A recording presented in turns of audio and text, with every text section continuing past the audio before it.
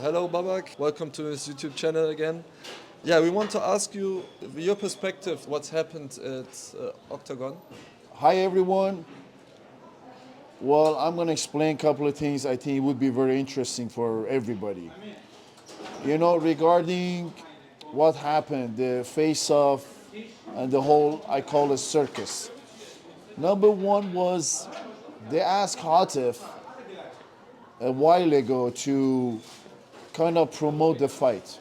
You know, if you've been fighting a long time, let's say a promoter like Dana White, he's very familiar to the thinking of fighters. He knows, he understands fighting business, because he used to box. Dana White was a great boxer. When he asks a guy to promote, then he will see quickly some guys they promote, they go full in, fully hearted. They don't fake. Like Hatif, he cannot fake. Hatif is not a fake promoter. He doesn't. If you ask him to do something, he goes in 100%. They should have realized really quick, like maybe 2 fights ago, that when you tell Hatif to do something, he goes in. You know, but they didn't see that. And then the thing happened in Frankfurt, and when they asked him in the stadium, it was like almost 60,000. They asked him to come to promote the fight because he's more of a showman than what his opponent is, right? He comes in there and he pushes the fighter, the opponent to dive, and he's trying to slap him, whatever, and he end up hitting very lightly the promoter, right? Right there should have been warning. Should be a warning sign. So why they didn't warn Hatif right there in Frankfurt? They should have told him, hey, if you do this again, we will do this and this. They said nothing. Why? They like the promoting, Yeah.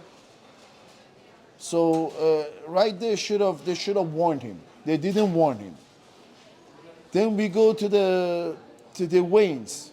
After they do the weigh-ins again, Hatif shoves the guy. Yeah. Pushes the guy. Again, they didn't say anything. This is close to the fight. Yeah. And then we have the press conference. So this is 2 in a row. Third one is coming. So at the press conference, Hatif throws the belt. I think it was a good thing. I said no.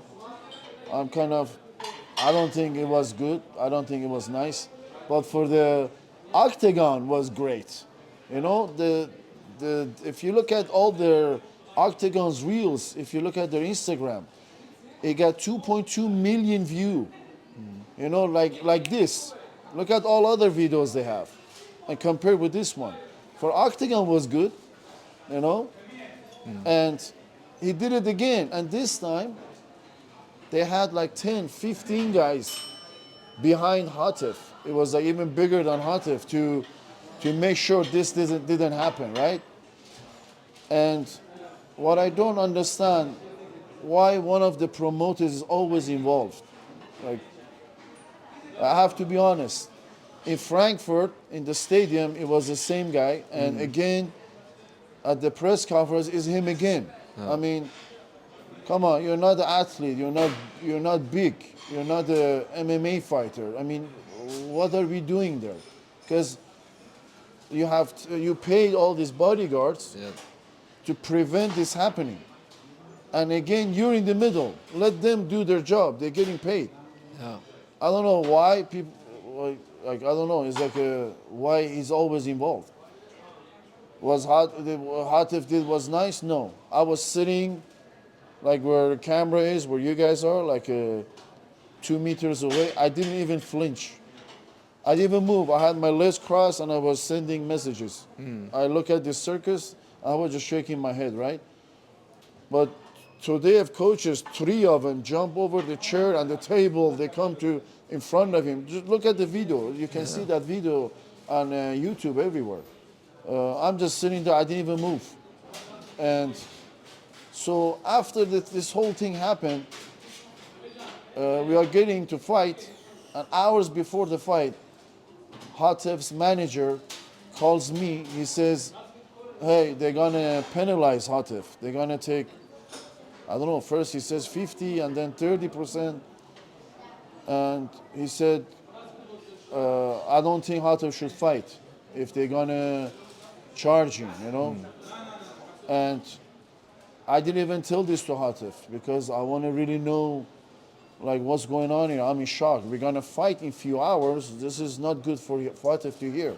We were having a coffee, and then he called again. He said, you know, they're not getting along. The manager of Hatif and the promoter, they're not, you know, they don't get along. So they're not on the same track. And this time, after an hour, I had to tell Hatif, I said, Hatif, this is what they're going to do. Hatif says, no, I don't want to fight if this happens. And I can see psychologically now, hours before the fight, they call this is a little bit like an amateur, you know. You know, at least do it after the fight. Yeah. But this came out, and Hatif said, and I'm in the middle, I'm like, we trained like so much. We trained so hard. You know, all the injuries, you know, we took care of the injuries. He was ready to fight. And for me, it was as clear as the day that Hatif would win. We knew this. But psychologically, he's not here now, you know. Because let's be honest, these guys, they put their life every time. They put the you know, they have everything. They give everything to fight, right? For a small amount of money. Like these Oktagon fighters, except very, very few. And most of them are from Czech, and few in Germany, except these few guys, the rest, they don't get anything. It's nothing. I mean, I wish Oktagon put a list how much the fighters get paid, then you would understand us. You know, and Hatif is not getting paid like a champion, you know, and this is something that's been bothering him for a long time. All these Instagram dorks and Instagram warriors, they put the MMA gloves and they start typing, you know, they have no idea. I see every time I come to train Hatif, he's not happy. Like he says, you know, he won 4 belts, he has 9 or 10 wins in a row, he's a champion. They even give him 2 tickets for his friends to come and watch the fight. 2 tickets, you know, it's like nothing. And I asked his manager, why is he getting only 2 tickets for his friends to come and watch? You know, they don't treat him well, and for the last 3 fights he wants to go, and he didn't want to fight in Oktagon. He decided to go, you know, because he said to me, to his friends, enough is enough. He's not getting paid, and on top of that, they're gonna cut his purse. And if they cut the purse, they should have warned him before that this will happen. No warning.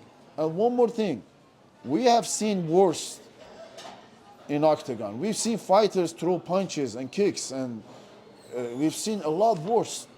Why we don't see that happening to other people? We've seen worse at press conference. The only difference was this time the belt touched the head of one of the promoters. Yeah. And the same promoter that was in Frankfurt in the stadium. He should have warned Hatif right there. Yeah. If you do that one more time, I'm going to do this. Nothing. They don't say anything like, this is good, keep doing this, you know. Yeah. They feeding him, and he looks like a bad guy in Germany. Like, even I'm gonna look at him like, man, this is mean. But you guys don't know, it's like a lot of promoters, they want this to happen.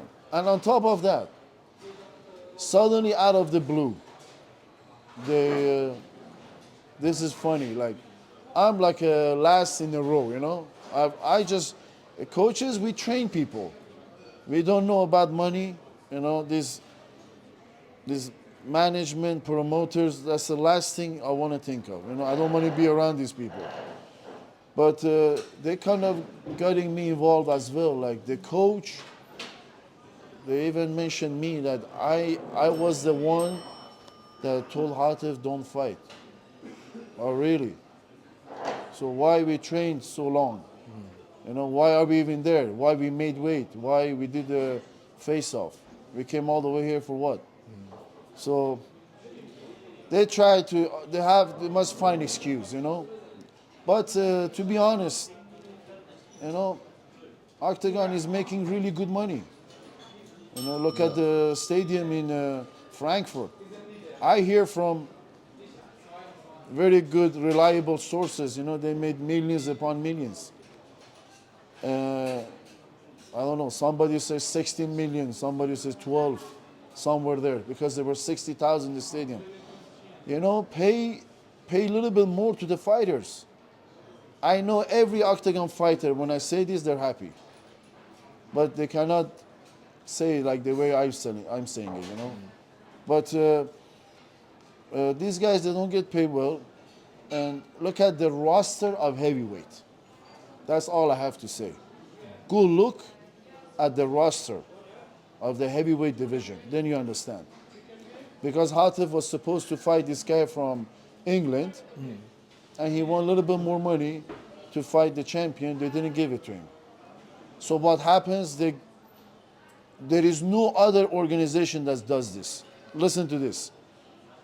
Tudev, by the way, he's an intelligent fighter, and I don't think he's a bad guy.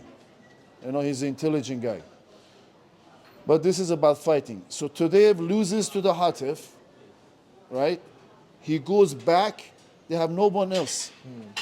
Beats the Polish guy. I think it's Palash, his name. Yeah. That he already beat.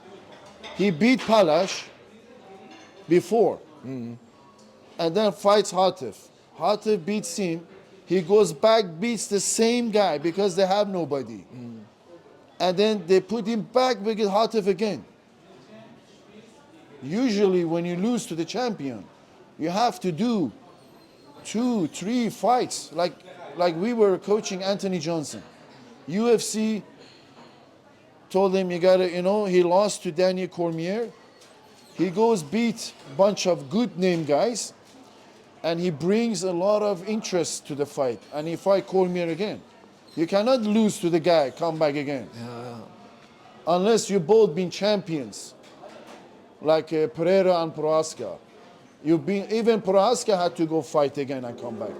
Not just lose, fight and come, because they have no one else. Why you don't have more fighters in heavyweight division? And all their focus is like a smaller guys with, I don't know, whoever has more followers. That's where the money goes. Yeah, it's very sad. Like you said, it's not professional from Oktagon what they did, and also they searched the mistake at the other guys, not to themselves. So, what do you think? How you think the fight would go on? How would it end up? Yeah, I think, first of all, I think it would be a very interesting fight if they let this happen.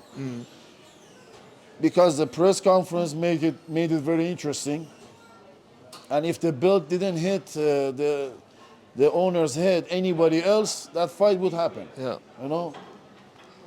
But I think it would be a very interesting fight. It would have been. But one thing people must understand, that Hatif decided to walk away from the fight after this whole thing happened. And it's not like he got cut. He wanted to cut the relationship, and he did. Not what I say, or, you know, him and his manager decided that.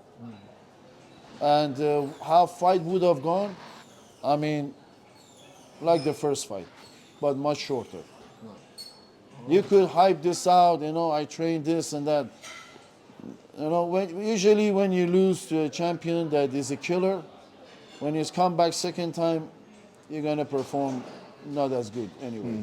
And one thing is for sure, when a fighter doesn't want to fight, and even his manager says that, like, he shouldn't fight, has nothing to do with anyone else. The trainer, the sparring partner, you know, they could ask for opinion.